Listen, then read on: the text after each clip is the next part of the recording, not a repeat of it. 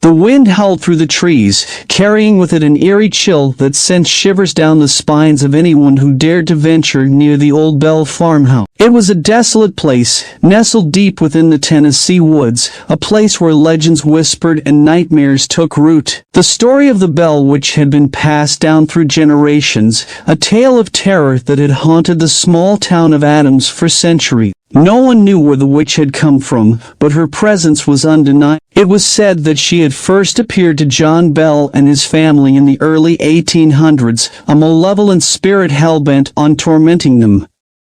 The night was dark and moonless, a perfect canvas for the supernatural. As the clock struck midnight, a faint, ominous ringing began to echo through the house. It was the sound of a bell, a sound that had become synonymous with dread in the town. John Bell's wife, Lucy, clutched her husband's arm, her knuckles turning white as the ringing grew louder and more insistent. Their children huddled together in fear, their faces pale in the dim candle. It was as if the very walls of the house were closing in on them, suffocating them with the weight of their terror.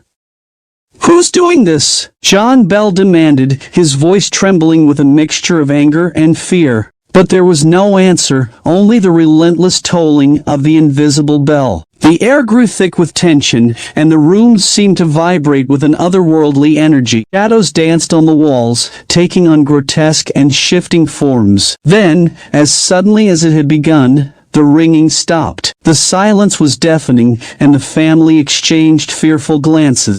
They had hoped it was over, but deep down, they knew it was only the beginning. In the days that followed, the Bell family's torment continued. The witch's presence seemed to permeate every corner of their home. Furniture moved on its own, objects levitated, and disembodied voices whispered chilling threats in the dead of night. Neighbors and townsfolk began to whisper, too. Some believed the bells had angered a malevolent spirit, while others thought they were simply fabricating the whole ordeal. But the fear in the Bell family's eyes was undeniable, and it spread like wildfire, infecting the entire town.